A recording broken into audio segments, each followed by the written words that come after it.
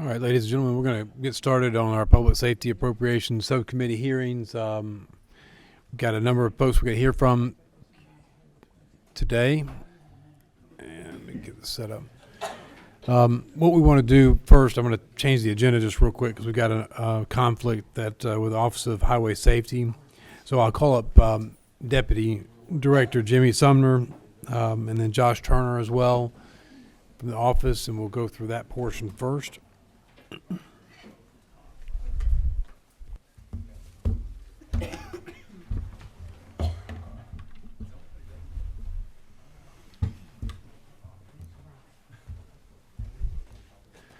We're going to be on page 23 of your full budget for FY21. Deputy Director, feel free to start. All right, sir. Yes, sir. With our budget, line item 39.10.1 is a statewide change, as well as 10.2. 39.10.3 reduces funds for scholarships issued by Georgia Drivers Education Commission by $217,249, which is 434 scholarships out of 6,000 for the year approximate. And that's what we have. Okay, the reduction on the funds for the Drivers Education Commission, how much do you have in terms of Joshua's Law money for anticipated for that particular program? 2.9 million. Okay.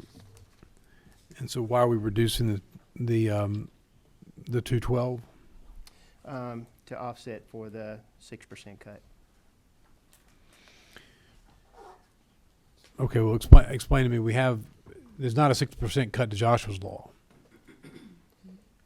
So Joshua's Law's revenues are fixed by statute. Correct. So there's no change in the revenues on Joshua's Law that would reflect a 6% drop unless you've got some other information that we don't have. No, that was from suggestion, or not suggestion, but from OPB. That's what we were told to include the Joshua's Law funds and with the GOHS funds. I'm sorry. Could you speak in the mic? I don't Yes. think people can hear. That was from Office of Planning and Budget, was to use the, we have to include Joshua's Law funds in with our budget funds. Our budget funds are about 18% of the full funds. When you include Joshua's Law, that's he's about 84%. So the GOHS funds are federal matched penny for penny. So we run it by the OPB office, and they said that this would be acceptable practice to use Joshua's Law funds. We're looking at affecting 434 students in the state versus what our funds do statewide, 8 million drivers. Okay. Mr. Deputy Director, I'm just kind of trying to follow this. So Joshua's Law revenue comes in, and OPB is asking you to cut the amount of money you would spend using Joshua's Law revenues by 6%. That is correct. Okay. I wasn't here when Joshua's Law was enacted. I think it was the year before I came, or maybe 2 years before I came on board. But I understand there was an emotional history that goes back with that particular legislation, and that it's there to ensure driver safety, which has the ultimate benefit of having young drivers educated on driving, good driving habits, practices, and rules of the road, so as to avoid collisions and loss of teenage lives as a result of accidents. Not to mention to reduce the ancillary benefits of reducing insurance premiums for the rest of us that would otherwise be paid out. And that's all to say that those lives matter, and I think that the importance of this is such that the General Assembly, and I know the House in particular, has been pretty adamant about using fees that we collect for their intended purpose and using them as close to full amount as possible. So I have some reservations about this particular cut. It doesn't seem to be a cut to the agency as much as it's just taking revenues from Joshua's Law and using them somewhere else. So that $217,000 is going somewhere else. this more of a comment than the need for you to make a Understood. response. So, Agreed, yes. Representative Williams has a question. Thank you, Mr. Chairman. No, I just wanted to echo what the chairman has said. That's on the same level as cutting the Hope Scholarship. So, I mean, you know, Absolutely. you die on the roads, there ain't no Hope Scholarship. And that's been a sacred cow in Office of Management budget, regardless of what they say. That was never the feelings of the legislature. And we just want to go on record as saying that that's definitely a no-no. Absolutely. That's why we went to OPB and asked. That was a concern of ours as well. Other questions from members of the committee? Well, Deputy Director, I hope I've saved you some time. I appreciate you being here today and taking the shots, but thank you for clarifying that for us so that we understood what the cut was. Yes, sir. And I know you have a meeting with the Senate, so we won't keep you Yes, from them. They tell me that they're the upper house, but I've always heard that gravity doesn't apply in the state capitol. So but I'll let you get on to the visiting with our colleagues across Thank you, the Mr. Chairman. rotunda. Next on our agenda is going to be the Department of Community Supervision. I understand that Commissioner Nail's not able to join us. That is correct. So we have the pleasure of Scott Maurer and Olivia Duke to present. We're happy to have you both back. And we'll begin focusing on the full budget. So the 2021 budget items we'll be going through.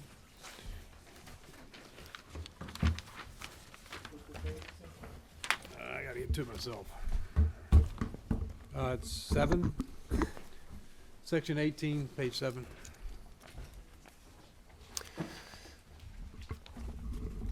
Thank you, sir. And I will begin by saying that the majority of our budget cuts that we'll be discussing today are actually just an annualization of the AFY 20 reductions. And so we'll start with 18.1.1 through 2 and 3, or point 2, those are statewide customary changes. 18.1.3 in the departmental administration budget is the $1,000 raise for employees below $40,000. That total is $17,807. That will actually affect 9 positions within that budget. 18.1.4 is to freeze 4 vacant positions. That total reduction is $254,565. That includes a human resource analyst 2, marketing specialist 3, financial ops generalist 2, and a procurement agent. On 18.1.5 is to reduce funds by reducing travel costs and P-card users. That reduction is $38,542. And then 18.1.6, reduce funds by reducing agency executive office space. That is, we are closing an office that we currently occupy in the Trinity Washington building. We are moving those employees to 2 locations. One location is our state-owned facility on Memorial Drive. That is also one of our DCS field offices. The second location is existing space in the towers and moving our finance team as well as our HR team to the existing space in towers. And so we will be consolidating offices as well as office space down there and using more of a cubicle arrangement for those staff. So that covers the Department of Administration or budget program. Moving on to 18.2.1 and 2.2, those are both customary statewide changes. 18.2.3 is a $1,000 raise for employees. That total is $725,241. That actually will apply to 439 positions within the field services budget. 18.2.4 is to reduce travel and office supplies at a total of $534,172. 18.2.5 is to freeze vacant positions. Those positions are a total of 87 positions. 37 of those positions are sworn and 50 are administrative non-sworn positions. That reduction is $5,021,487. 18.2.6, emphasize distributed workforce model by reducing our physical footprint. That refers to office closures. The amended budget, we closed 11 or are closing 11 offices. This will close an additional 16 offices statewide. That reduction is 1.247,735. 8.2.7 is to reduce contract services. The difference between amended and this year's is a Motorola leased radios. So it'll affect 231 radios at a reduction of $150,000. And then 18.2.8 is actually just a transfer of 11 positions from our reentry services to field services, and those are the positions associated with the MORE program. Moving on to the Governor's Office of Transition Support and Reentry, 18.3.1 as admin fees. The 18.3.2 $1,000 raise for that would apply to 12 positions for those employees below $40,000. 18.3.3 is the transfer the MORE responsibility, MORE program responsibility to GEC and 11 officers to the field program. That reduction is 1.059149. 18.3.4 is to reduce funds by freezing one vacant position. That position equates to a reduction of $84,963. 18.3.5 reduce funds to reflect operational efficiencies within the Georgia PRI program. This eliminates the housing coordinator positions, which is a total of 7, faith and justice positions, which is a total of 4, in-reach positions, which is a total of 22, reentry positions, which is a total of 3, and then suspend the prison reentry initiative expansion sites of 5 sites. That reduction is 2.461,510.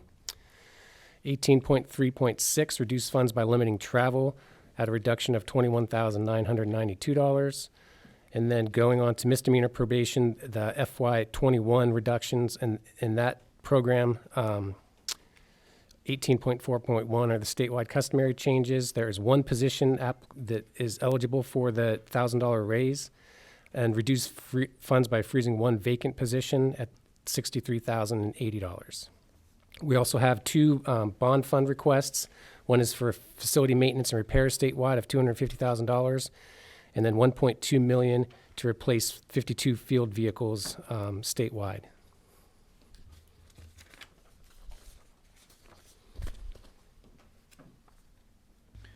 Okay. Thank you, Deputy Commissioner. Let's go through the numbers of the vacant positions that are still going to be funded for the Department of Administration and Field Services and Transition and the misdemeanor. So the ones that you still have after you freeze these, the number of vacant funded positions that will be remaining. So we have a total of 102 vacancies currently that we're in the process of hiring. The breakdown of those are, we have, do you have that breakdown? Mm-hmm. It's 84 CSOs. 84 CSOs, and then Rest are split between counselor and admin. and then the rest of those positions are split between counselor and administrative positions. Okay. Those 102 vacancies are currently all advertised. Some of them will begin as early as this Friday, and then the rest of them are probably within a 60-day window of the hiring process. Okay. All right. And what's your turnover rate in your field services? So in field services, currently it is 8.5%, which is actually the lowest it's been since the inception of DCS. Last year at this time, that's a 6-month snapshot. Okay. Last year at this time, it was about 14.5%. What do you think the motivation is for keeping people on? So I think one of the biggest reasons is the work-life balance that some of our new supervision model allows for. We've gone to a model where officers are given the flexibility to work a schedule that's convenient to them to work to see the offenders that they need to see. In the past, we would see people between 8 and 4:30 Monday through Friday. Supervision doesn't work like that anymore, so they need to be out there in the evenings and on the weekends, and so we give them the ability to flex their schedule and work on weekends and evenings when they need to, and so that gives them quite a bit of work-life balance and the ability to adjust their schedule to their life demands. Another big key to that is 2 years ago, we sent out an employee engagement survey to every employee across the state and asked them for feedback on what are we doing well, what should we stop doing, what should we continue to do, and what do we need to start doing.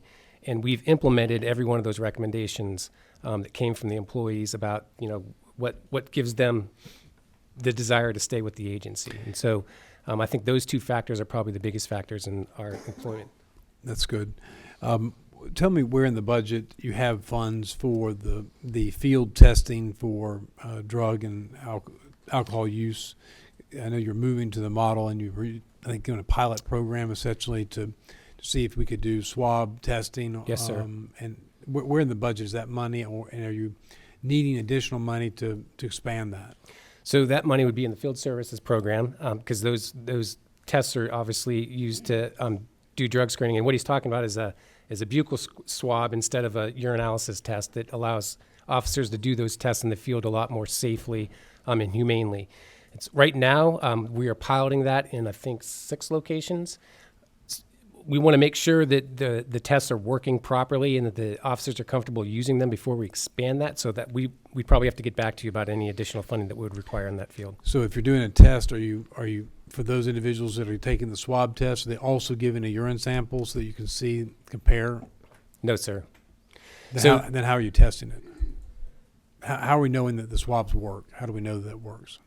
So the scientific community has accepted them Okay. as working, and then they're also put through the same Siemens machines that we use to test urine. So Okay. it's the same reagents that we're using in the urine tests. Gotcha. Okay. And so then you'll be coming back next year to look to see for expanded funding to is that the case, or how are we going to handle it going forward if it's successful? So I think the way that we're looking at it is that we would be able to pull back on some of the funding that we're currently spending through urinalysis and that vendor, and have more of a hybrid approach where we're doing some buccal swabs where we need to be doing those and where it works for kind of the model that we have, and then continuing to do the urinalysis with we're actually using Thermo Fisher as our vendor, and so those machines are in our DRC facilities where we're doing pretty repetitive and high volume of drug testing. So you don't think there's going to be an additional cost by trading off the two? You're probably a net. Yes, sir. Just a net balance between the two. Is that it? That is correct. Yes, sir. Okay. All right, Representative Williams. Thank you, Mr. Chairman.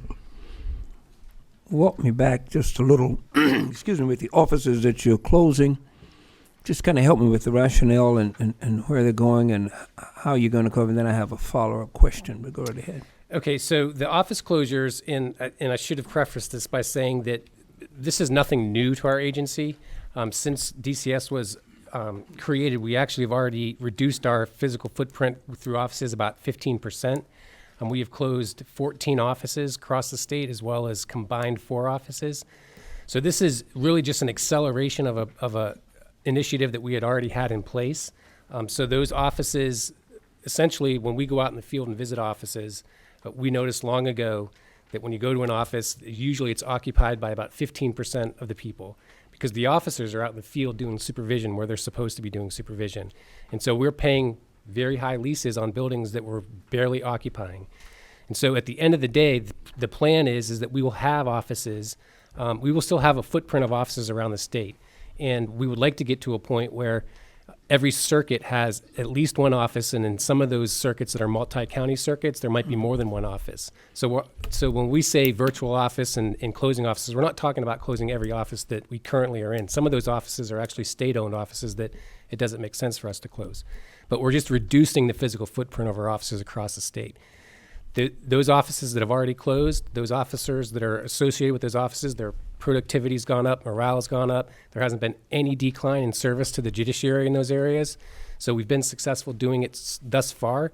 And this is just somewhat of an acceleration of a strategic plan that we have employed for the next 5 years anyway. Okay, one follow-up, Mr. Chairman.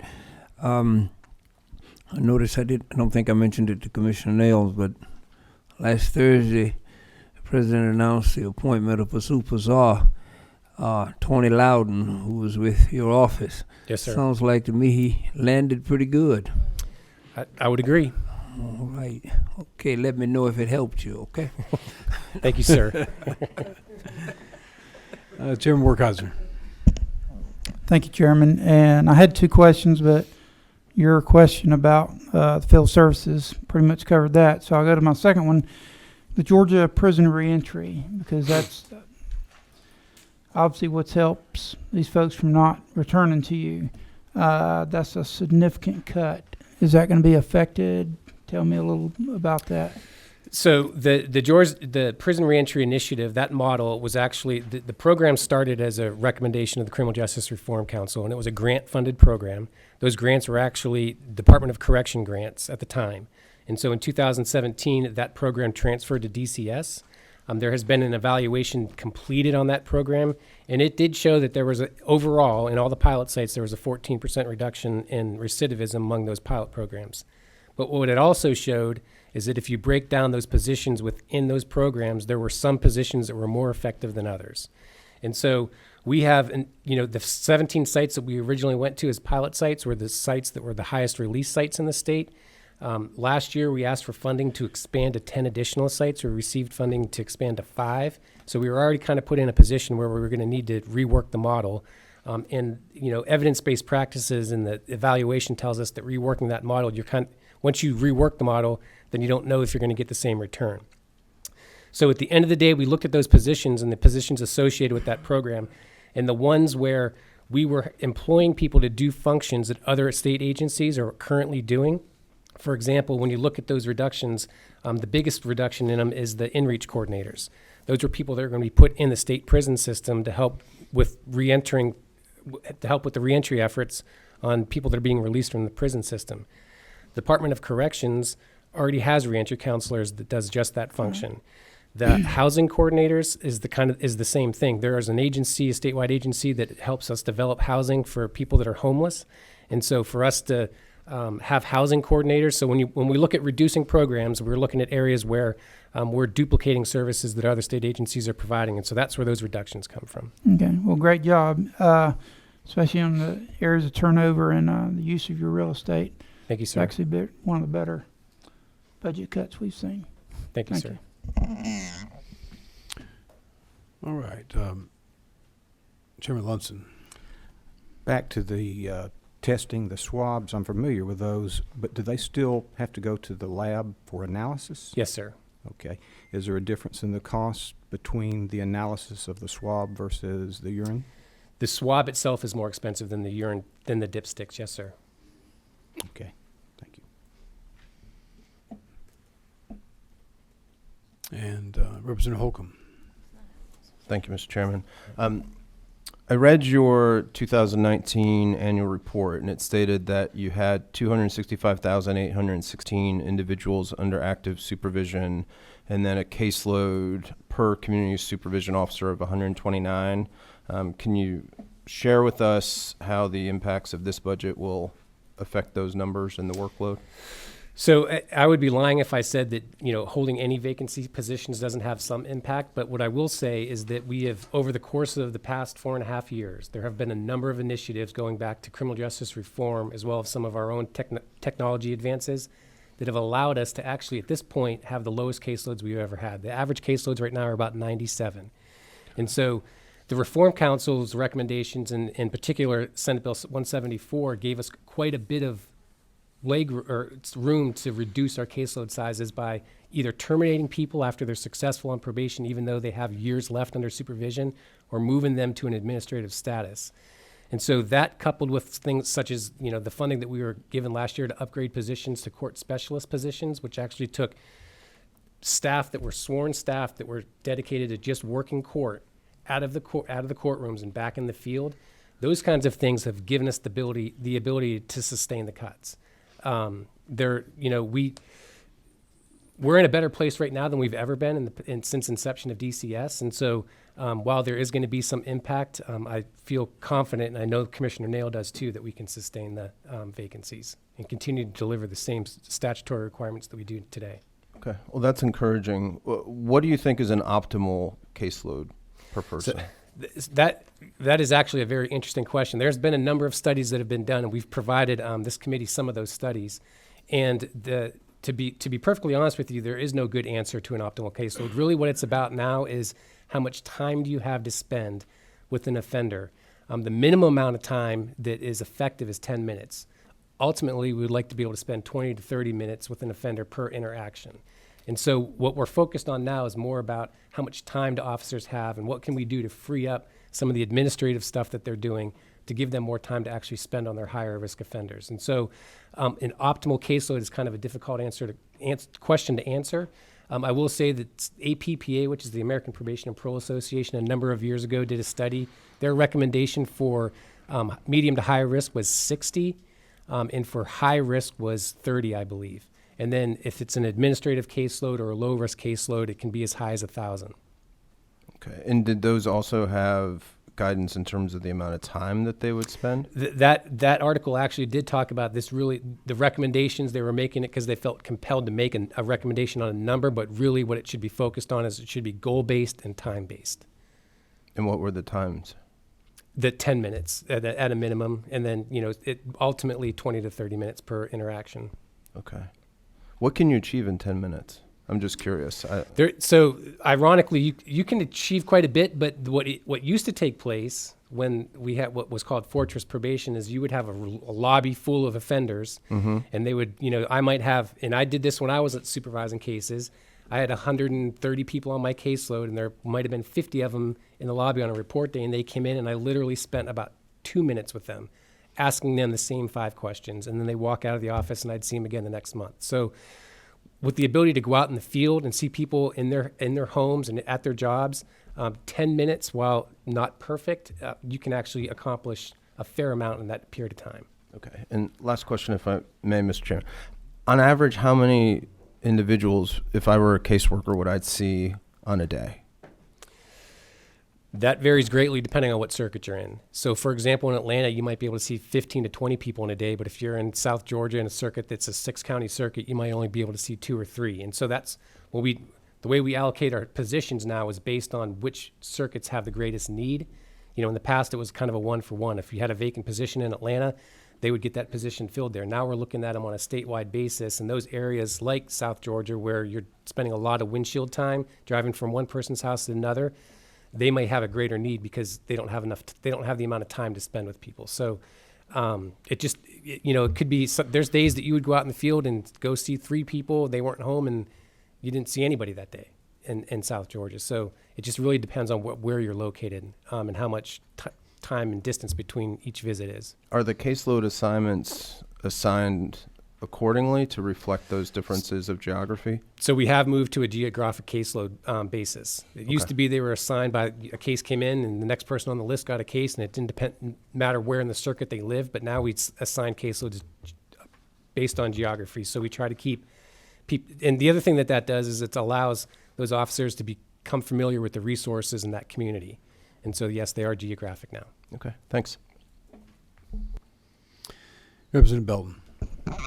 I just wanted to thank you for, this is one of the best things I've seen as well, budget cuts, that you actually took a little bit of a bite out of your administration. I appreciate that. And you actually kept the money in the field services where it needs to be. So Yes, sir. I want to compliment you on that as well, sir. Thank you. Thank you Scott. Thank you for going back over the times and durations that are optimal to spend. The concern is obviously that we want to be provided the maximum supervision as possible, and given budget cuts, we want to be sure that that's not eroding what you've already built. It sounds like you're making the cuts in places where, frankly, we haven't even launched much of the reentry program that we had tried to start in the last 2 years. So you're not really adversely impacting the system because it hasn't been established, and so a lot of those cuts are helpful. No other questions from members of the committee, so we appreciate your time today. Yes, sir. Thank you. We'll see you again as we get our budget, the amended taken care of. We'll be announcing that shortly. Thank you. Thank you. All right. Next on our agenda is Georgia Emergency Management. Homer Bryson is here to present on behalf of the agency, and we're glad to have you, Homer. Good to see you again.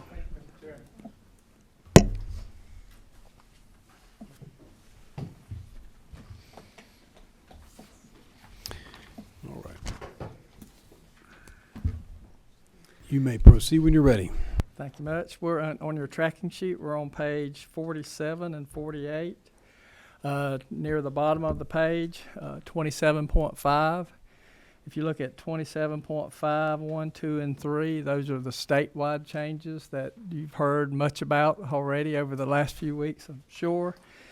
Be glad to answer any questions about those if you have them. If we move down to 27.5.4, this is eliminate funds for 3 school safety coordinators that were associated with a vetoed Senate Bill 15 in last year's session. That total savings is $274,920. 27.5.5, replace state funds with other funds to reflect an increase in revenue to the Georgia Emergency Communications Authority. That totals $140,124. And just for reference, you may remember that 2 years ago, the legislature passed a bill creating the relatively new Georgia Emergency Communications Authority, and I'll call it seed money. He put state dollars to stand up the authority and to get it operational. And the goal and the plan the entire time was to have the authority transfer over and operate off of fees collected. And I'm very happy to say that they've done a very good job of doing that, and we're comfortable with the funds and how those are coming in, and we see no need for those state dollars any longer. 27.5.6, eliminate one-time funds for repairs to emergency shelters. This totaled $100,000. This was an add by the Senate last year, had to do with a specific shelter in southwest Georgia, and that project has been completed. If you move over to the next page, top of the page, 27.5.7, replace state funds with federal funds to reflect an increase for Homeland Security threat identification. This is a program that we're required to do by the federal government to be eligible to receive Homeland Security grant dollars, and we have other funds that we can use towards that. We used to contract this out. We've taken it in-house now, and we're saving substantial dollars by doing that. And Mr. Chairman, that concludes ours. Mr. Bryson, thank you very much for the presentation. Questions from members of the committee? We have a question down here. Chairman Green. Mr. Chairman, if I could, I would increase his budget and give him whatever he needs from the work that they did in South Georgia during the hurricane. I've never known an agency to come to the help of so many cities and counties and the work that they did. And I called him constantly. We were on speed dial together. But your agency is probably the most responsive agency that I have ever worked with during a major catastrophe, and we just thank you. Thank you for that. We pride ourselves on it. No, hold on. If we could. Thank you for that impassioned plea there, Chairman. No, I think we need to follow up a little bit on the Georgia Emergency Communications Authority. I understand what you're saying about reducing state funds that was used to prop up, but tell us what revenues have come in and been dispersed, and how much the revenues have been retained by the authority for administrative costs. I believe we had set that at around 1%. 1%. That's correct. And then, go ahead. It's the way it was established is the authority operates and receives a 1% retention from the fees collected, and the Department of Revenue collects and distributes those funds to the local communities. They also, revenue receives a 1% from that. Those funds are coming in now at the numbers that were predicted, and I don't have them with me, but I'm thinking they're about the $22 million a year range. Used to, before the authority, those funds were collected and distributed to the counties one time a year. Created issues for the counties for them to do their budgets. We're currently doing that and reimbursing the counties on a monthly basis now. Had a lot of positive comments about that. We're very satisfied with the program where it is now. We have a lot of aggressive goals moving forward. With the 1% that we're collecting, we're not using that much money internally. We're actually pushing that money back out for other projects, like We're contracting with the training center for a position for them to develop 911 training for our state. And so we're looking at progressive ways to use those funds to help support the local communities. To what extent are the revenues being, I have two questions. One is about auditing, because part of the legislation was to place auditing responsibilities back into DOR and in the board to make sure that the collections are the actual amounts that have been paid by people with cell phones and landlines. So I do want to know about the auditing. And the second thing is about the uniformity of the system and working towards a uniform system across the state of Georgia for emergency communications, so that all local, state, and federal agencies can communicate in an incident such as what happened in Southwest Georgia with Hurricane Michael. Yeah, we're working, we were fortunate, we received a $4 million grant to assess where we are as a state with 911, to really understand the issue and to develop realistic proposals to move forward to make this entire system more interoperable. We have to understand what we have. And so with this federal grant, we've got a contractor in place now. We're fixing to start a statewide assessment of the capacity within the state. And then once we have that information, then we can use that to build to see what it's going to take to move us to the next generation 911 system. We're working with another entity on GIS, and the ability to incorporate GIS into 911, the next gen 911, will allow you to send video and photos to 911 centers. Technology it's amazing how rapidly it's changing, and we're really trying to do a deep dive in what's coming and what's realistic for the state and what's doable. Not promoting any company over another. Southern Link has a new device out now. State Patrol, DNR law enforcement, our agency, GDOT, we're looking at that as a device that allows us to communicate. The neat thing about this device is the plan is to put one of those devices in every 911 center in the state. 2 clicks, 2 button clicks, and you can talk from a State Patrol radio to a 911 center and hear one another. It's being rolled out. Hopefully in the next year we'll build in work groups now with it. We're looking at that. We're gonna put it in the 911 centers. I'm looking to find funding, federal funding, not state funding. Representative Green. We're looking for some federal dollars now.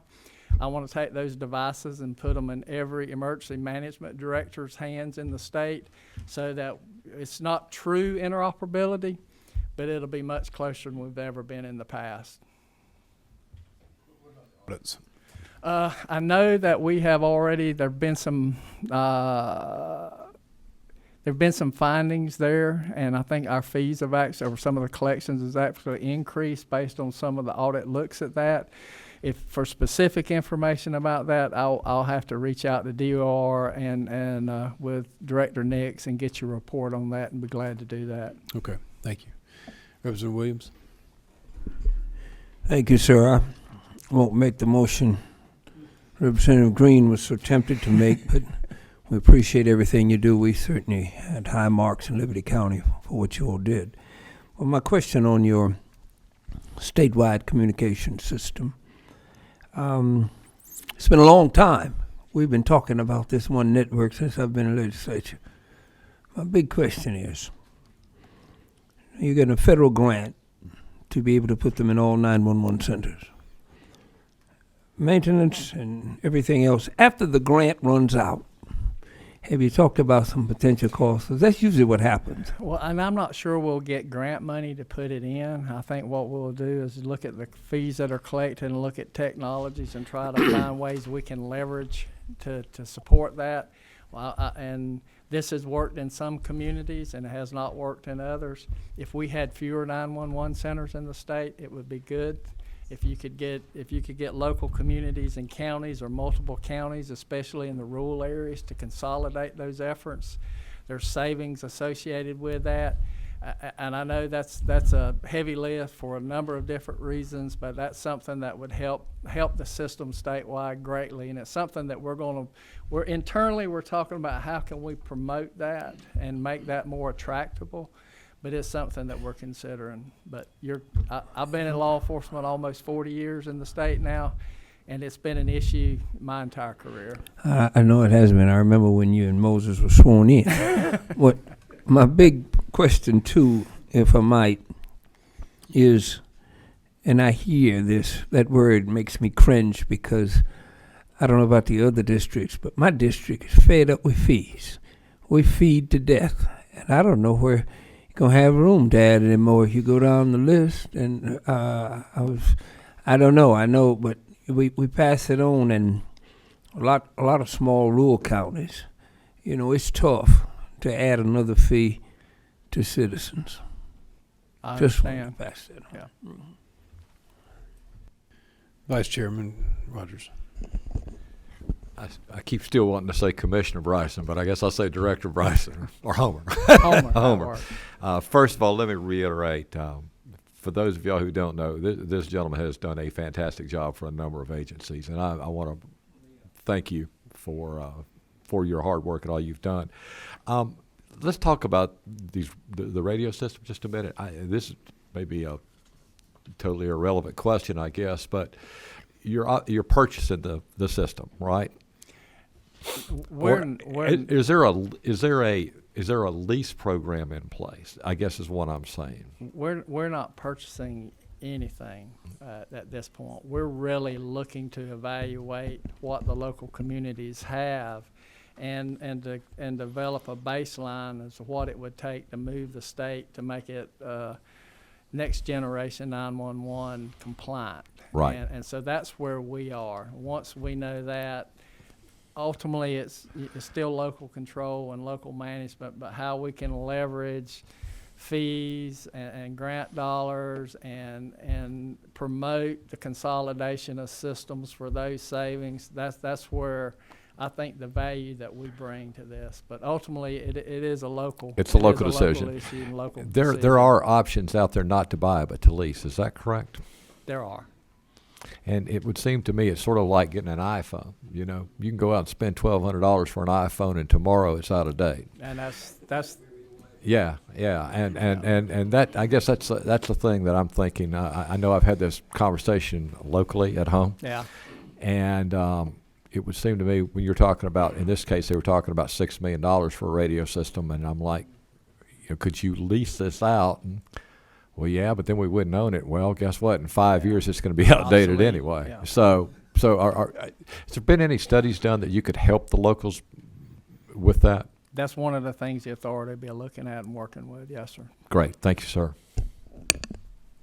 Chairman Workhauser. No, sorry. Chairman Luston. Right here. I lost you. In regard to the building out of our system for communication purposes, technology changes a lot. I was involved in the build out for Floyd County and their 800 megahertz system several years ago.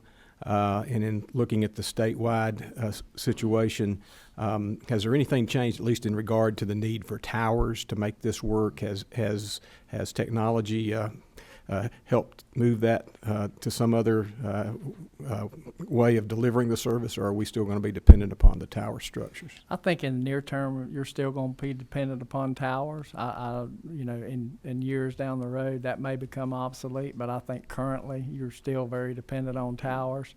There's leveraging with the initiative with broadband across the state, looking at leveraging towers that the state currently own and working with AT&T FirstNet as the vendor for that system. They're looking at a very robust plan to build out towers in the state to get the coverage that we need for the state from FirstNet. They have some pretty aggressive plans there. I think that will probably do more to move the ball than anything Right, else because the in the near term. major cost Yeah. that we encountered was in positioning and building of the towers, particularly in the northern part of Yep. the state where you had mountainous terrain to deal with. All right, sure. Thank you. Representative Bruce, did you want to ask a question? Okay, good. Thank you for your presentation, Director Bryson, and thank you for your service to the state of Georgia. We're going to move on to our next item on the agenda, and that's going to be the State Board of Pardons and Paroles. Chris Barnett's here to present.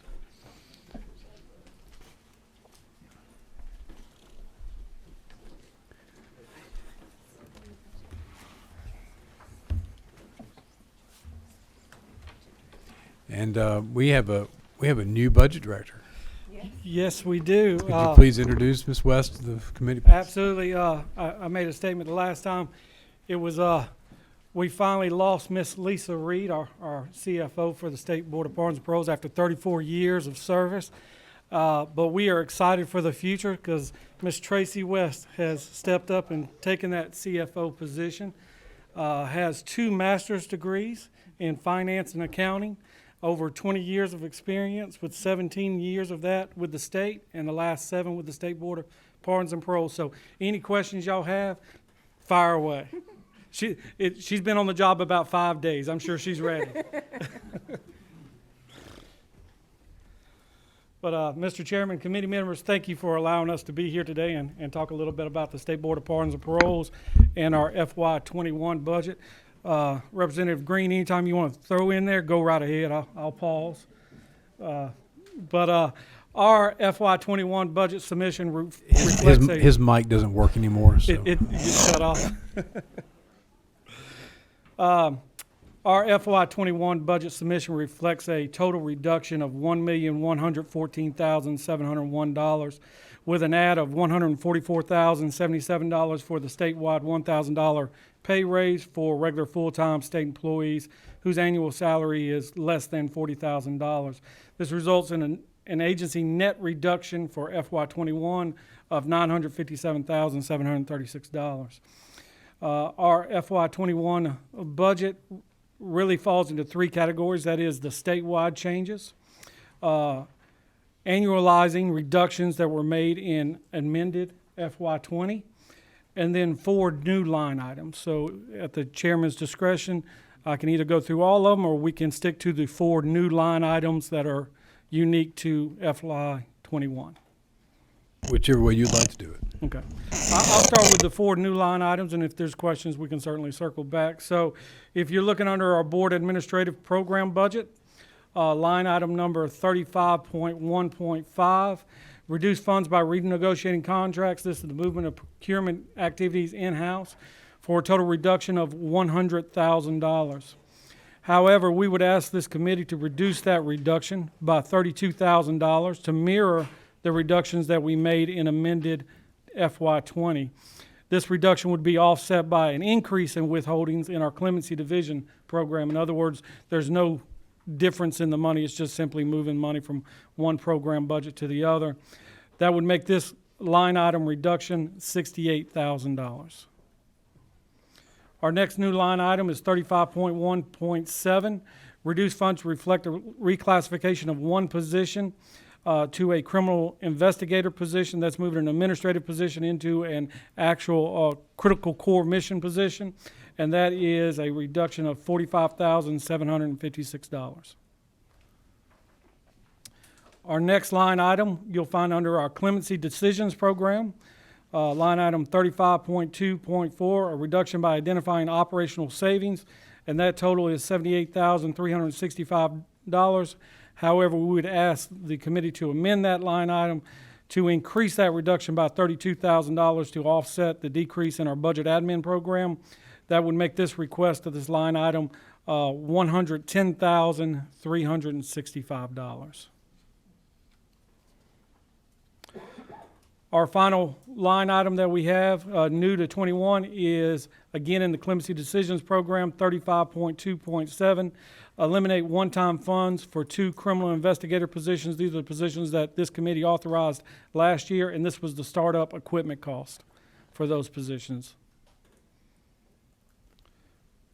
And that completes our 21 presentation.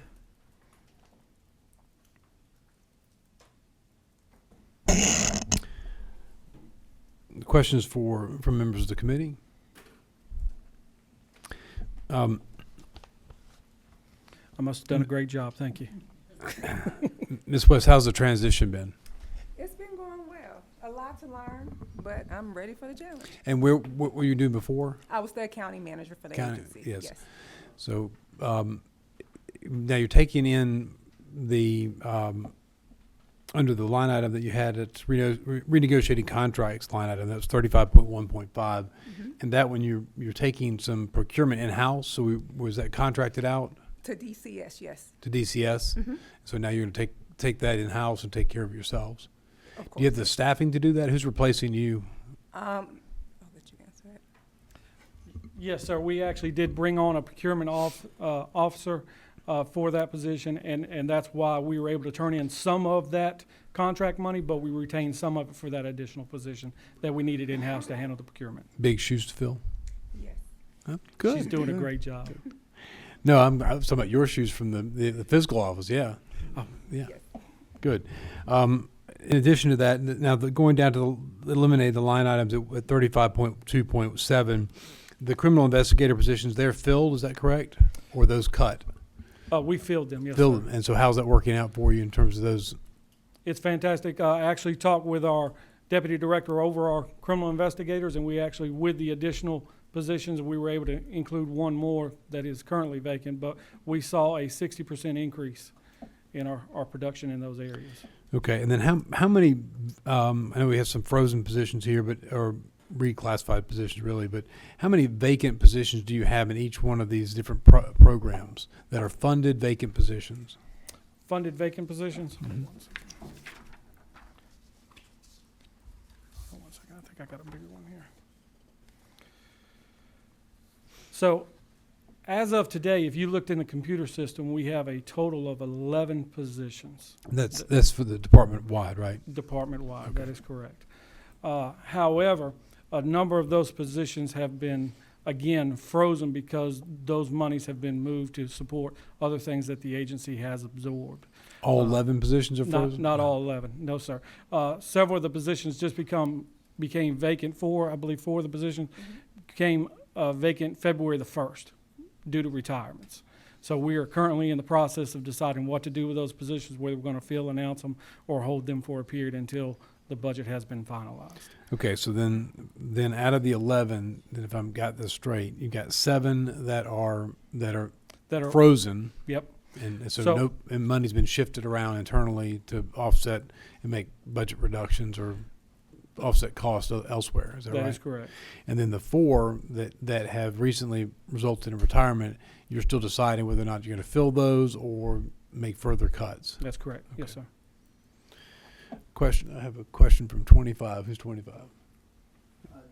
Comment, Mr. Chairman. Again, I do appreciate that most of the cuts you did, 21 was in administration, and I appreciate that you're actually putting the money where it's needed. So thank you for your diligent work, sir.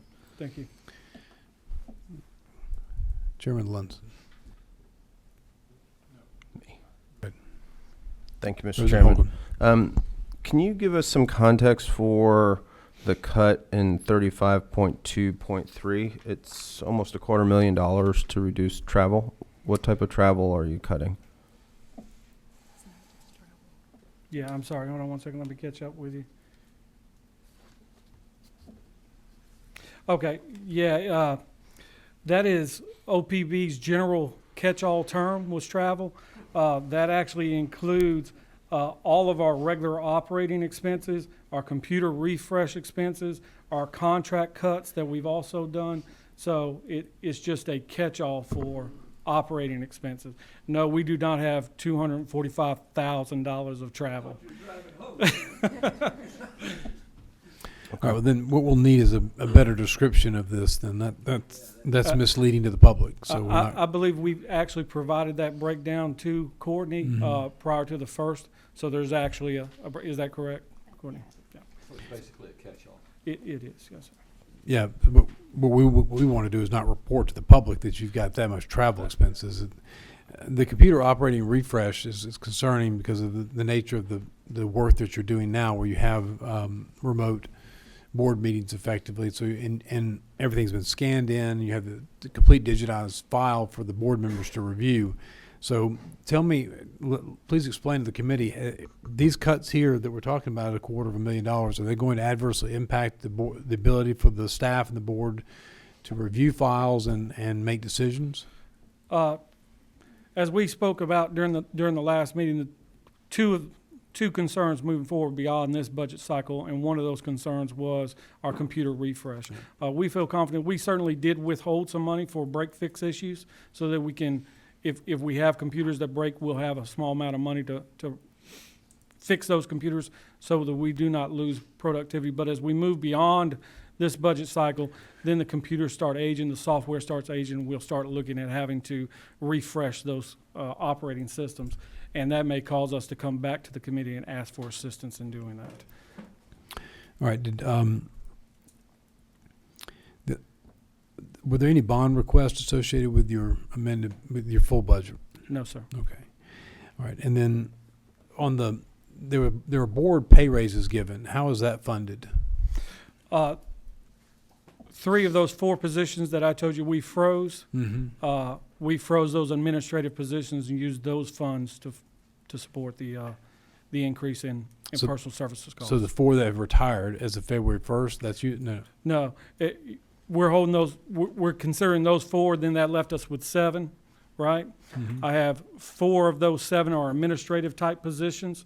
3 of those are critical core mission positions. 2 hearing examiners, 1 criminal investigator that we spoke about. 3 of those administrative positions we held, froze those positions, used those funds to cover the board member salaries.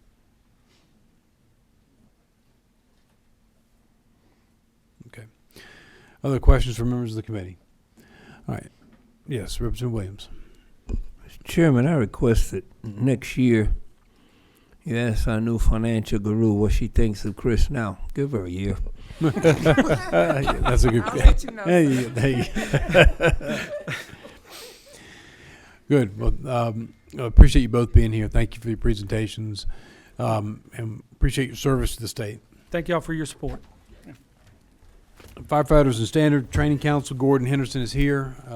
Make a presentation. You should have a piece of paper on your desk before you from Gordon that outlines basically his budget request.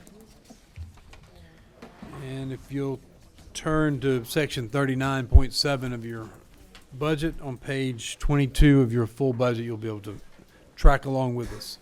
Okay. It's Thank you, Mr. 39.7, page 22. Thank you, Mr. Chairman, members of the committee. If you look at the budget, we have true-up money for the fireworks tax grants. We're currently in the process of, as a matter of fact, the applications are due in by Monday for the tax grants. So we will, or the fireworks tax grants, we'll be awarding those within the next 2 weeks to a month. All right. We don't really have any changes in the budget other than we would like to add a position. Last year we were approved a position. We didn't fill a position because of the budget cuts and because we don't have a lot of extra money in our budget, so we have to pay attention. The council has made the decision that they want to hire a deputy director, change that position to a deputy director position. So rather than asking for 2 positions, we asked for 1. What we did is we went back and looked back over everything, and we've distributed some workloads, put some investigative stuff and all out to the people in the field. This person would manage would manage the grants and would also assist in the day-to-day operations. The monies we would need in the 2021 budget would be $113,400. That would be for salary and benefits, and this person would also need a vehicle because they'll be traveling the state.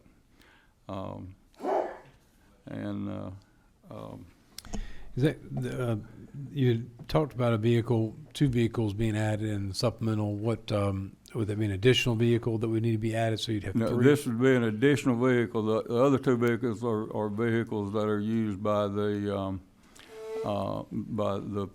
field reps.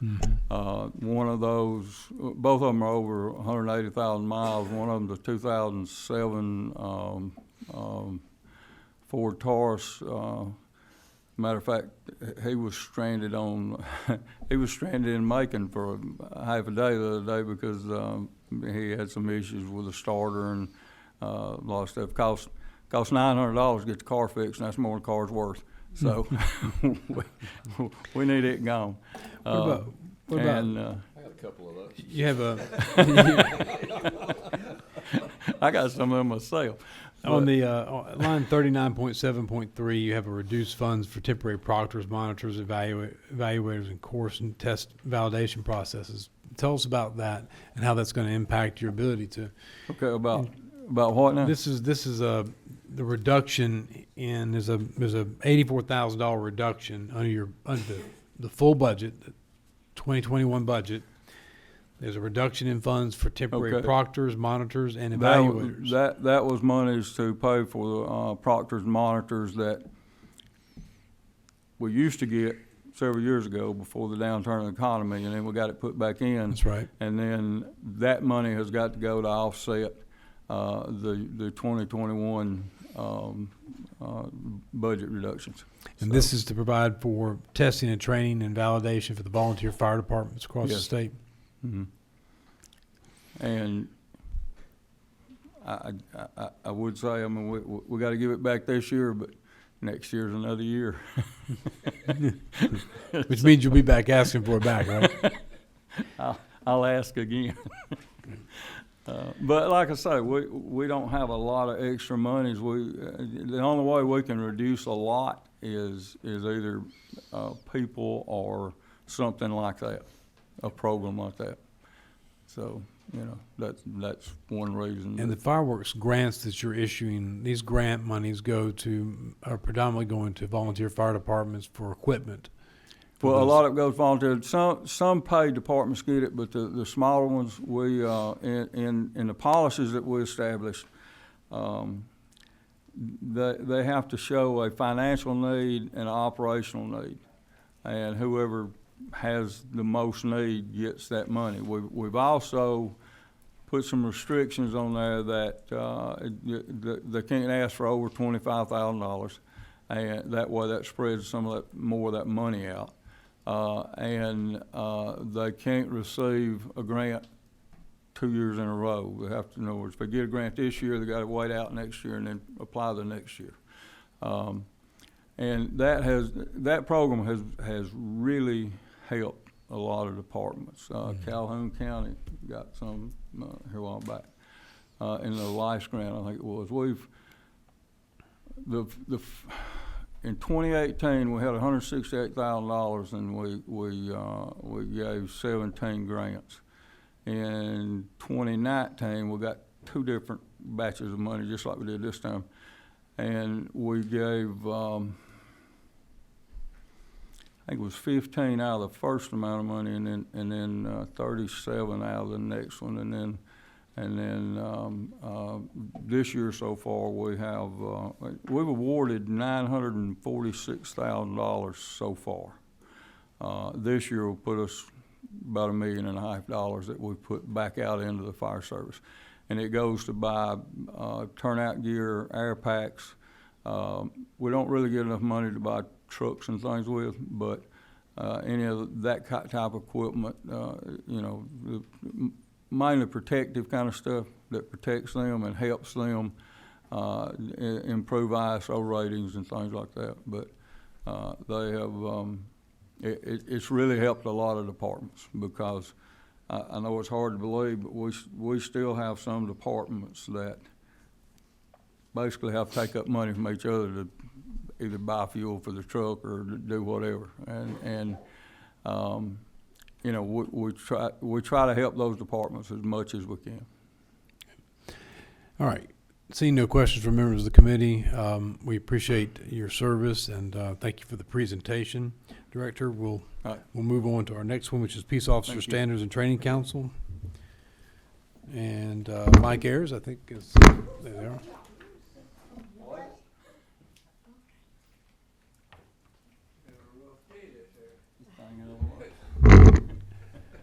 You okay?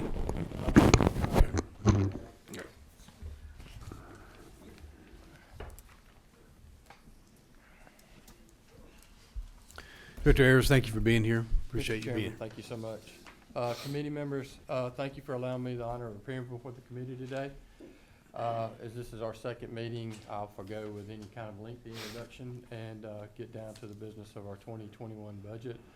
The beginning budget of $4,188,258, which under a 6% budget reduction will decrease our budget to $3,941,961. We'll be able to accomplish this reduction through the following budget reductions. 39.8.1, reduce funds to reflect an adjustment in employer share of the teacher's retirement system from 21.14% to 19.6% by a total of $2,390. 39.8.2 reflects an adjustment of cybersecurity insurance premiums for the Department of Administrative Services by reducing our budget by $2,913. 39.8.3, reduce funds for the Georgia Technical Authority administrative fee for GETS contract management of $1,031. 39.8.4, increase funds to provide $1,000 pay raise to full-time regular employees with current salaries of $40,000 or less. This will result in a budget increase for a post of $11,332. This adjustment will cover the approximate cost of a $1,000 pay raise for 7 employees at post to include the cost of salary and fringe benefits. 39.8.5, reduce operating expenses by $20,360. 39.8.6, reduce funds by freezing 1 vacant position. This will result in a budget reduction of $90,638. Currently, Post has 10 investigative positions. By freezing this position, Post will suffer a 10% reduction in investigative strength, which equals to about 145 cases investigated per year. 39.8.7, reduce funds by reducing contracts with the Georgia Sheriff's Association and the Georgia Chiefs of Police Association by $140,297. As we talked last time, the funds to cover the cost of the Sheriff's Elect Academy has not been listed on our budget in several years. I am told that the cost for the school is going to be approximately $400,000. I'm also told that those funds are provided after the school is scheduled and its numbers have been determined. At this point, it does not appear in our budget, but this is very typical in the budget process. These total reductions equal a budget reduction for Post of $246,297, which creates FY 2021 budget of $3,941,961. Thank you, Director. Yes, sir. Question for you on the, when you say the ROE at line 39.8.5, reduction of operating expenses, what expenses are we talking about? Mr. Chairman, as you know, our budget, 88% of our budget goes to personal services, which leaves us with 12% of operating expenses. So that's what we're talking about, is that $20,360 is coming out of that 12% operating expenses, which covers fuel, car maintenance, tires, batteries, ammunition for qualifying for at the range, whatever costs we have, paper, postage, anything like that. I'm concerned about the reduction in your workforce, especially those that are investigating cases.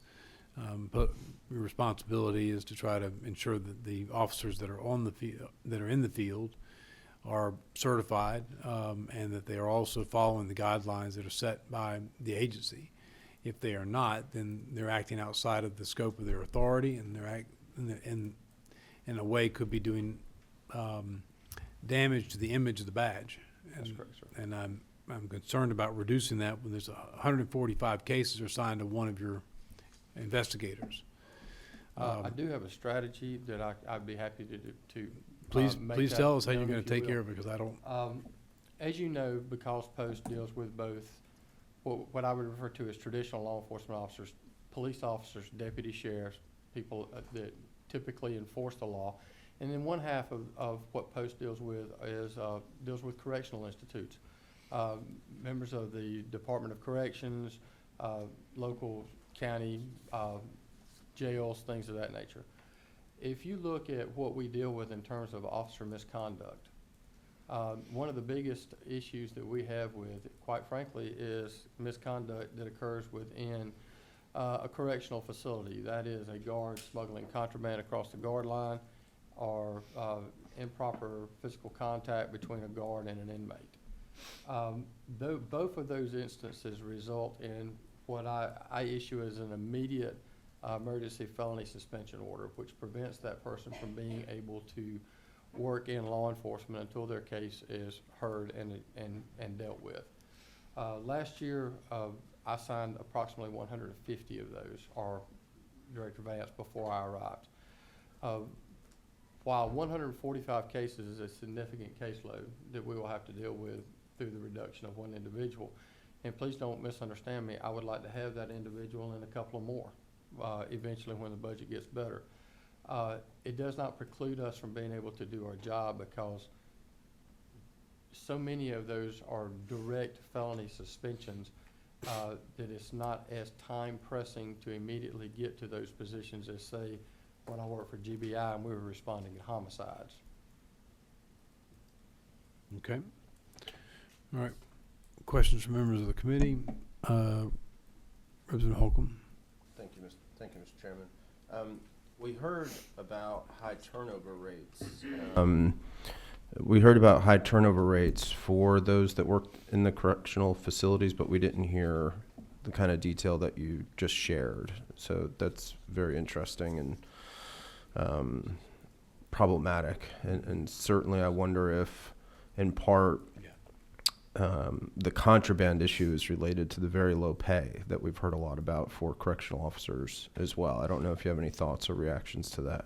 I really don't, sir. I mean, it could, but I'm in a position now where I kind of deal with the activity and holding those people responsible for their actions, not so much the reason why. Got it. And can you tell us just a little bit about these contracts with the Sheriff's Association and the Chiefs of Police that are being reduced? What are those? Actually, if you don't mind, I would ask my finance director, Nina Yarborough, to address that for me. But basically, it is a portion of their operating expenses per year. But right, it's monies, they're funds that are appropriated to the chiefs and the sheriffs. It's a set amount, it's the base amount every year, and they have taken a reduction or hit as we have. Most of it goes towards training. It's reimbursement when they do their conferences, and they do those 2 to 4 times a year, I believe, and we're just the pass-through agency. Okay.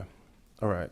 And going back to the first issue about the contraband and the other behavior, do you all track whether or not there are issues at specific prisons? I understand that you're dealing with it at a high level of addressing the behavior, but it would be interesting to know if there are issues within certain facilities where this is more widespread. I can pull that information by querying the actual files, but that information should be, in fact, being tracked by the Department of Corrections. Okay. Thanks. Yes, sir. Representative Belton. Thank you, Mr. Chairman. I'm not real smart on this issue, so this may be incorrect, but I got a letter from the Athens, Columbia County GPSTC. Is this the same thing we're talking about here? Georgia Public Safety Training Center Okay. and Police Academy. So you're cutting the basic training division, is that correct? I am not. No, sir. Next group. Okay, that's next group. Okay. Next group. Okay, sorry. He's ready to go. He's Representative Williams. Yes, sir. Thank you. Yes, sir. The 145 written by you and your predecessor, how many of those were COs and how many of them were officers? Sir, I wished I could answer that. I wasn't anticipating that question. I just do not have that information in front of me. I will tell you that a large number apply to both. We have a large number of issues dealing with domestic violence that occurs by both police officers and correctional officers. We also have issues where, people just commit criminal acts, whether it's drug usage or theft or things of that nature. Okay. Just one follow-up. I don't want this to get me in trouble, but I've been curious. I've never understood how a CO falls in love with a lifer. I mean, I've never been able to put that together. I share your pain, sir. I just really can't see that either, but apparently it does in fact happen. Oh, it happens. My wife actually gave me an interesting statement one time. She said, anytime you spend more than 15 hours a week with somebody, you will develop emotional feelings toward that person. Oh, I'm sorry, I don't agree. I ain't gonna mess with a woman got life.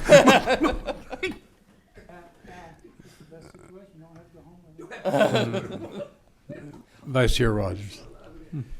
Yeah, I'm going to make certain I don't spend more than 15 hours a week with Representative Williams. I'm telling you. I do want to fall back on what you were talking about, the investigation of the different things. You were talking about the correctional officers and like if there's improper contact or this or that or whatever.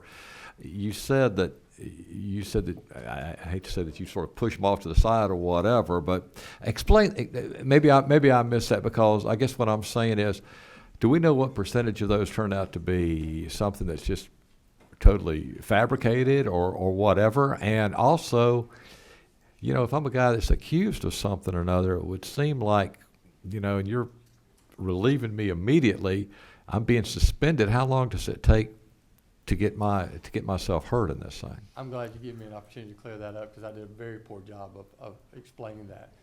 When I sign an emergency suspension order for a felony, that means that person has already fallen under an arrest warrant. A warrant has been taken for their arrest.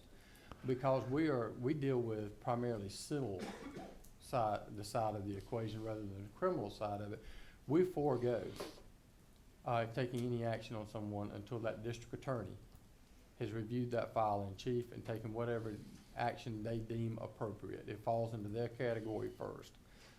If the district attorney prosecutes that individual, then going forward with revoking their certification is a relatively simple task.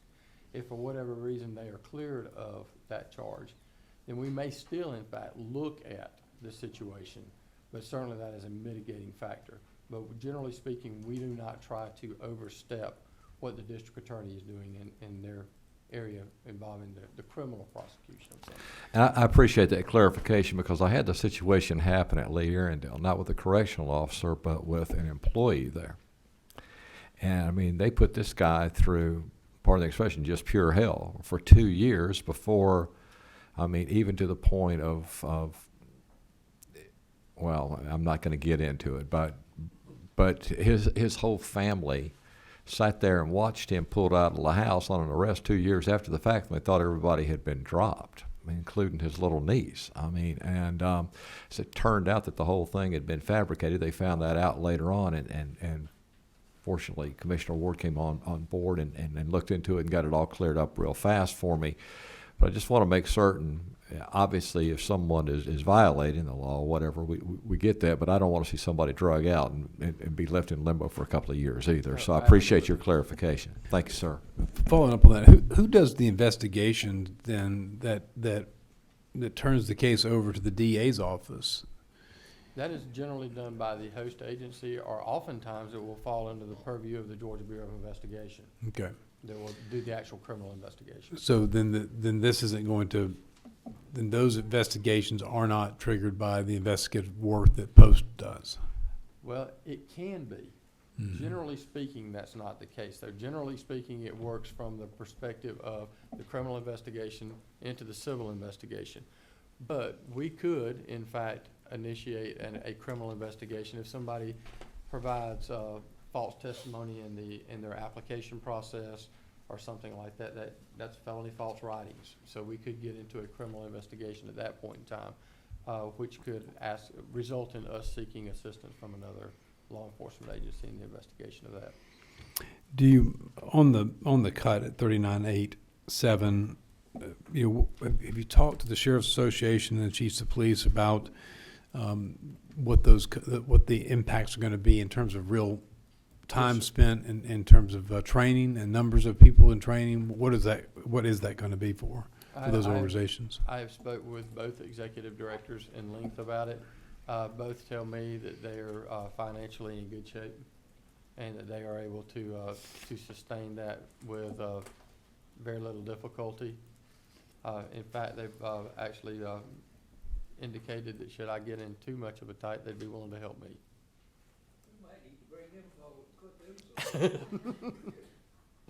They have other methods for gaining money other than just this. But aren't those funds required by state law to? I mean, these are elected or newly hired chiefs that I think state law requires that they get a certain number of hours of training right off the bat once they're elected and once they're hired, and so I want to make sure that we're not cutting into funds that are statutorily mandated. No, sir. Okay. We're talking about two different pots of money. The money that you're referring to get newly elected sheriffs through the Sheriff's Elect School would be that $400,000 I mentioned earlier. Mm-hmm. That is once the elections are over and they get an exact count of how many newly elected sheriffs there are. It's my understanding that comes through an amended budget. Is that correct? Yes, sir. An amended budget to cover that. All right. Thank you for the presentation. We have no other questions. Director Ayers, we appreciate your time. And then we'll hear from Chipstick. We've got Chris Wigington here. They can speak on behalf of Georgia Public Safety Training Center. And this will be, Dave, this will be where that letter comes into play. Thank you both for being here. And we're going to be operating right on the next line on your budget. I know. So, I'm like, I think I'm supposed to be on that. that's right. I saw that too. I thought it was funny. I'm just watching all the wires. Okay. We'll move it this way. 39.9 of your budget track sheet is where we are, the Georgia Public Safety Training Center. Chris, thank you for being here. Thank you as well. I've got a constituent here. I'm glad to have her. Well, thank you, Mr. Chairman, committee members. I'll jump straight into the 21 budget and the elimination of some of the funds and an addition. 39.9.4 will eliminate funds that was added previously to restructure our fiscal services division in 20. 39.9.5 will freeze 4 positions within the training center. 39.9.6 will reduce operating expenses and cancel 125 public safety training courses. 39.9.7 reduces the first operating expenses were within the classes. The second, 39.9, we've got a breakdown in the sheet that I think we've already sent Courtney that goes into what that is reducing. It's licensing software for computers, purchasing of computers, travel, adjunct instructor contracts, additional phone lines and services. So that's going to be the 39.9.7 line item. And then 39.9.8 would terminate a contract with the North Central Georgia Law Enforcement Police Academy. All right, questions from Vice Chair Rogers? Thank you, Chris. Talk to me about 39.9.6, reduce operating expenses associated with 125 public safety training courses. I mean, how does that impact the thing overall, and what are we looking at? Are we looking at them picking this up, trying to do it themselves, or are these things that could possibly be done online, or what's the deal? So we have a plan in place. I'm not going to tell you that it will not impact us at some degree, because it will. Of the classes that we offer, we've got a breakdown that we've sent out to the group as far as the specific classes and how many times they've been offered, and it's just a small percentage of that. If you'll look at each class that's cut. Last year, we offered about 2,500 offerings of different classes. So we're talking about cutting 125 classes out of about 2,500 that we offered last year. And that's for a totality of everything, from basic training to driving to investigative classes across the board. These cuts, what we've estimated, let me find the number for the total students. That's what I was looking for. The total students would be impacted based on the numbers from previous classes was 2,374 students. Okay. Now, I know you hit a hot button with some of the local police because I've heard from a lot of them. Yes, sir. And we have as well, but at some point with the reductions, we've got 2 areas within the center, and that's people and classes. Okay. And at some point, we cut the 4 positions that were vacant, and the only other option that we've got at that point is to cut classes. Okay. Okay. And some of these classes, is it possible, could some of them be transferred into an online sort of thing? And we're looking at that. We're also looking at each class individually as far as class capacity or student capacity, a maximum student number that's in those classes. Some of them have a maximum capacity of 24 students. So we're going to go back and reevaluate that number and see if that number could possibly go, what it could go to comfortably and still meet the teaching objectives of that class. And that's going to vary based on each individual class. Some that are lecture-based only classes, that number could significantly increase. But if it's a practical exercise where they're doing some type of driving or firearms, the safety aspect of that, we can't, from an instructor-student ratio, we can't increase that number substantially without having the staff to keep the safety aspect of it. Sure. Okay. Thank you, sir. Yes, sir. Representative Belton? Yes, sir. My chief of police has also talked to me about this, and he knows way too much about my private life to make him angry. If that makes sense. So the BLE ETC courses, are they being cut? Is that correct? That is. And those That's are been something we've offered up, would be 12 of those classes. I'm sorry? It would be 12 basic law enforcement Would be cut. classes throughout the state. Yes, Yeah. sir. And how about these, also the basic training division amending this training cycle through the remainder of 20 and 21? So basically, you're cutting these basic courses, is that right? That's So why cutting the basic courses? Are you cutting all courses, or? We're cutting across the board. So we took the approach within the center as well as that we've seen within the governor's office and OPB is an equal cut among each division. And as far as we operate, I see that you're an aviator. Yes, sir. So kind of like aviation, any input you put in to the aircraft is going to affect something else. Sure. So with us, we couldn't just cut one division heavily without it affecting somewhere else. So we took an equal approach across every division. Yes, sir. Well, I know, Mr. Chairman, this is the issue back home. Yeah, I agree. We're hearing a lot about that. And we're hearing about it from the standpoint of being able to hire and train someone and get them on the road. Because otherwise they're sitting behind a desk without the training. And so it's hard to retain someone who wants to be in the field and on patrol when they haven't gotten their training and they're sitting around twiddling their thumbs waiting to get certified. And so that's having a negative impact, or could potentially have a negative impact on hiring and retention, mostly in hiring. And so that's our concern with the cut. Is there another way to go about this? I understand you want to take a balanced approach, but a balanced approach on higher level courses that are or more elective type classes. We don't want to deter people from getting into law enforcement. We've already got a shortage as it is now, and with the good job economy that we have now, it's harder to get people in and keep them in.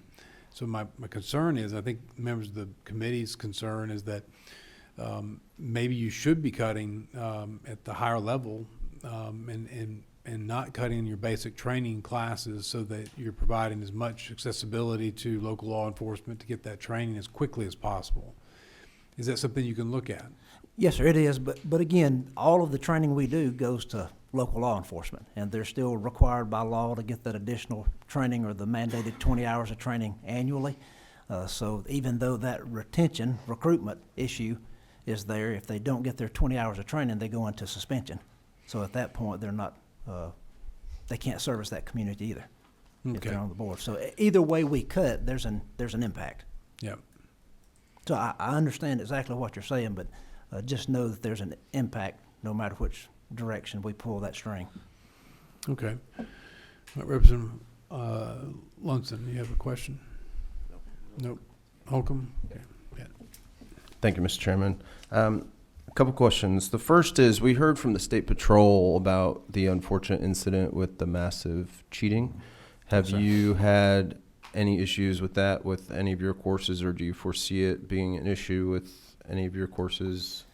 Anytime you deal with an online platform, which we offer a substantial amount of online training, there's still, we entrust these individuals that are in public safety, number one, to be adults. Right. And number two, to take an oath of office. So we can't be there to babysit them constantly. If we get an issue, we deal with it accordingly and forward that investigation directly to post and let them place that individual. They normally revoke their certification, but we've had issues, but I'm not going to say a substantial amount of issues. Okay. Well, yeah, but following on that, I mean, my understanding is that from Colonel McDonough is that they are moving away completely, and I think this is coming through Gypstick as well, moving away from any online testing. So the testing will be monitored and in the facility going forward. Is that wrong? So anything that we offer that leads to a certification will be tested in person and proctored. Okay. And normally there's a practical exam associated with that as well. So when they do the practical testing, if it leads to a certification, if they're doing a simple criminal procedure update, which is not simple, but some type of update training, that test will not be proctored. So if there's a test associated with that reoccurring training, then no, we just don't have the manpower to proctor every test. But if it does lead to a certification, then we will proctor those exams. Sorry, Representative, I didn't mean to cut you off. Oh, no worries. The other observation is for most of the agencies, they've reflected a negative number for the cybersecurity insurance premiums, whereas you all have a pretty significant increase. Do you know why you're getting hit with that? Cindy, I'm going to let her answer that. We It's discussed it before, but she's more- $27,871. Well, I know we did get hit with a cyber event back in May. Yes. So I know our cyber insurance is probably going up as a result of that. We actually didn't hit against the insurance because we were able to handle everything internally.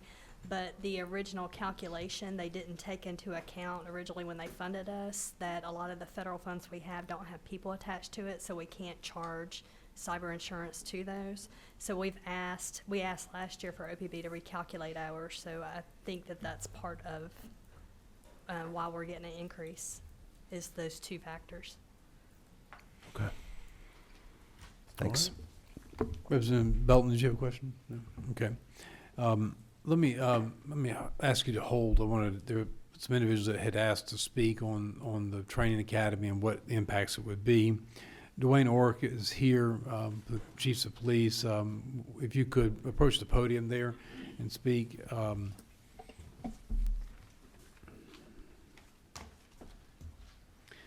And Deborah Nesbitt, you're here today too. Do you want to speak as well as to the impact at the local level for counties? Thank you, Mr. Chairman. All right. Please forgive my voice. I've had a cold kick in the last 24 hours, and please take anything I'm saying nothing more than support of the Public Safety Training Center. They have got some of the best staff that you can ask for. They do a diligent job. They do great courses, and particularly with the resources they're provided, they do an exceptional job. And we can't say anything but great things about the academy, and I understand the challenge that you have as elected officials to deal with rationing public funds in the best way. But what I would ask is, we're talking about next year 18 classes, but we also are counseling the contract for North Central Academy up in Marietta.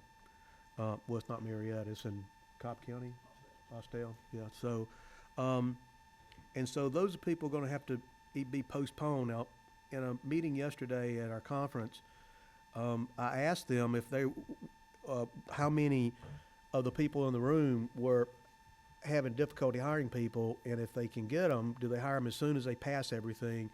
And the overwhelming majority of the people raised their hands, indicating they did, because it is with such a booming economy, the quality of people we're hiring in many of these agencies can get a job anywhere. And as an illustration, there was one agency last year, they lost 26 officers in 6 months, and 25 of those went to the private sector and one went to the feds. They didn't go to local law enforcement. So with a booming economy, we're losing more officers.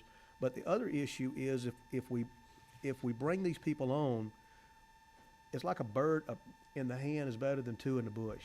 And so what most agencies are doing now, as soon as they pass everything, they get them on board, they try to start orienting them to some activities. But if people are going to have to wait 3 months to get into an next academy class, I did some calculations.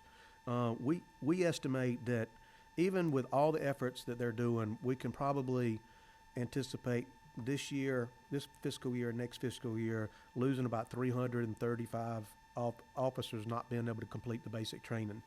If you took just 100 of those, okay, at a $25,000 base salary, not including benefits, and trust me, some of our agencies are starting off at $45,000, $48,000.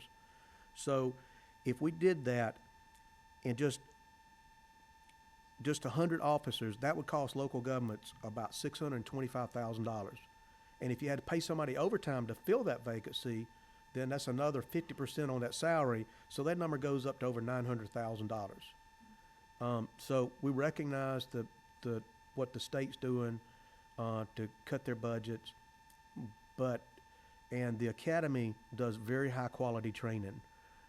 But one of the things I'd like to note that we're 50th in the nation in the amount of hours we provide basic new officers today, at 11 weeks, right? There are 5 academies, 5 counties that provide their own. Cobb, DeKalb, Atlanta, Gwinnett, and Clayton County, they sponsor their own academies. But the rest of them are going to the regional academies. And this is a function required by the state, provided by the state, and now the local governments are going to end up having to pay more for people's that in the long run, it ends up pushing a greater burden off on taxpayers than more than the savings that we're having here. It's many times over that. So, and I'd also like to note that both Eric Rudolph and Ted Bundy were both arrested by rookie officers. And when all the other initiatives we got going with human trafficking and gang activities and stuff, those 300 and something officers are having to stay in those positions to cover the positions till the other new people get on board, or people that can't go work on those other activities as well. So, Director Orr, the question that I posed to Director Wigington about an adjustment to those classes, I mean, we're either going to have to fund the classes, and so we'd have to make a budget adjustment contrary to the directions that the governor's recommended. The alternative that came to mind was, well, which is better? Which is the worst of two evils? Do you cut classes where people are needing to maintain their certification, and shift emphasis to classes where basic training is provided, and you accommodate the people you're talking about? Is there a solution in the works other than money back in the system? If it's money back in the system, that's fine. I'm asking the question: is there an alternative solution that works, and which is more costly to the department, the certification issue of people already certified, or the hiring? I think the certification is more, because they're going to be sitting on the payroll, plus you're paying somebody else time and a half for that. But I'd like to also add that many of the courses that we're providing in the advanced schools are provided in other states at the basic level. So people come in the basic level in a 18-week, 16-week class, and so they get it one time in their career, and when they hit the road, they have all their other training. So, and they've been a very... That's a bigger problem than we can solve today. Yeah, so, but my understanding was those estimates a few years ago, they could go to that academy for the whole state for less than $1 million. Okay. So, Representative Holcomb has a question. I do. Can you share with us the assumptions that informed your calculations and walk us through how you came up with those numbers? What we estimated was the number of students that would not, if they went up to, if they count the classes they're having this year and next year, they're not going to post, okay? Even with the 40 students that he's proposing to go up to, plus losing the North Central Police Academy, so we had a total of 336 students there. And the other numbers I came up with was a very, very, very conservative number of $25,000 base salary, no cost of benefits, which is usually anywhere from 30 to 50%, or other things that you have to buy for the officers, and also time and a half at that base rate. and understanding some of those officers may be making much higher salaries, so. And Okay. except for the very small rural agencies, most of them are paying much more than the 25,000. I mean, that is a very conservative number, wouldn't you say? So, Thanks. So, Thanks. there's another question. Did you have another question?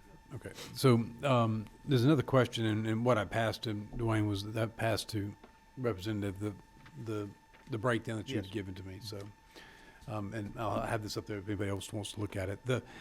There's another question is jumping back to post and the budget item cut of reducing the contracts with the Georgia Sheriff's Association and the Georgia Association of Chiefs of Police. I'm not sure that I'm satisfied with where we are on this answer, because I'm concerned about that cut as well with those contracts for training for new chiefs and sheriffs. Do you have any comments on that cut that's made at in post that we discussed on the previous presentation? nobody likes having their money cut, but if we had to take one of the two, I think we would take the one for our agencies, because that's more important. But we providing two conferences, we're mandated. Well, you say you'll take the cut that's for We your would agency. rather, we're not advocating for this cut, for the restitution of that money, because we think that what's needed for the academy is much more important for our members.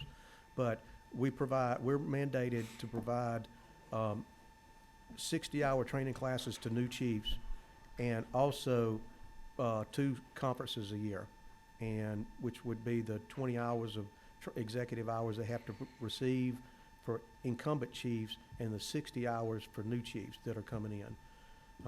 And in the last academy class, we had the GBI director and Lieutenant Colonel was State Patrol, and Director Mike Ayers was there as well. So, I mean, that was a very good class. What we're also in the process of doing is reassessing that classroom, working with, again, Director Wiggins and staff. They've been very good to help us develop a validated class to reassess what we're doing, and we're moving from 2 classes a year to actually doing it 4 classes a year. Same number of students, we're just doing it for 4 times because we can have more interaction. And it's one of the things in the feedback we're getting is that chiefs want more interaction, more panel discussions, and more discussions instead of being death by PowerPoint. So, but nobody likes their budget cut. So. Okay. All right. Thank you very much. Anything you want to add further? No, we appreciate any consideration you give for the academies and our local agencies, and for our association too, because many years we've offered that, and we just got that money last year, and this year it got cut. So. Yep. All right. Thank you, sir. Ms. Nesbitt. Thank you. Deborah Nesbitt with the Association of County Commissioners. Now, I don't have all the data and the numbers that Dwayne did, and Terry's not here, but I will say we do hear from our folks a lot about the unavailability of the classes and taking those deputies off the road. And I would say 25,000, he said, was kind of a low estimate. For some of our deputies, that's kind of a high estimate around the state for some of the sheriff's departments as far as their salaries go. And when you add in the transports that the sheriff's department's having to do for behavioral health and some of those, and DJJ, when they've got somebody out going to training, it takes them off the road too. So we would like to see more online training so that those folks don't have to travel and the counties don't have to pick up that expense of them traveling to get that training at the public safety for the continuing ed training. And it is going to impact, and I think the sheriffs are concerned about their new sheriff training funds when their next class comes in. How do you address providing online training, but also ensure that the testing and the results from that training are quantified and measured? If you're doing it online, I mean, you get to bring them in and test them at the facility, and that creates a cost. We're looking at several classes that historically have been lecture-based classes or practical classes, and do a blended learning approach. So we might give the student 30 days, 60 days to do the online portion, and then bring them to the academy for where they would be there historically for 5 to 10 days, bring them there for 3 days, and then they'll have to demonstrate what they've learned and take the written test and the practical test there at the center. So it would be a reduced cost, but there's some things you just can't put online, and without doing the practical. I mean, online training's great. We support it. We've got a very robust program, but there's just certain things that you can't put online. I would also like to mention too, thank you for everything that you all do.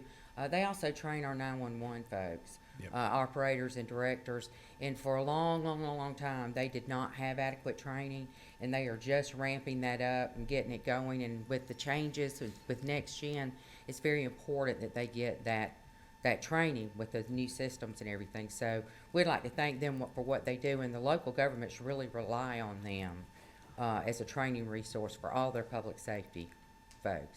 Okay. Representative Belton? Do y'all also do the dispatchers as well? We do, yes, sir. I've also heard about that, Mr. Chairman. Okay, thank you, Ms. Nesbitt. All right, no other questions from members of the committee. We thank you for the presentation, and we will circle back. We'll be back in 4:06, I think it is, tomorrow morning at 10 o'clock to round out the full hearings on all of our budget items for the fiscal year 2021. So if you'll take a look at your track sheets, you have the agenda for tomorrow, and that should take care of us. Appreciate y'all being here. Thank you for the presentation.